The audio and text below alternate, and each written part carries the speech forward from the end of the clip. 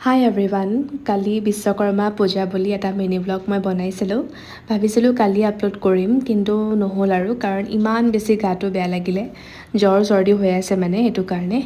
মাৰ পাৰ্লাৰখন যিহেতু ঘৰতে আছে, গতিকে প্ৰত্যেক বছৰে নিয়মটো কৰা হয়েই। আগৰ পৰাই কৰি আছে মায়ে, গতিকে এইবাৰো অকণমান সৰু সুৰাকৈ কৰিছে আৰু। খিচিৰি আৰু পায়সটো মায়ে ঘৰতে বনাইছিল, লগতে প্ৰসাদো আছিলে।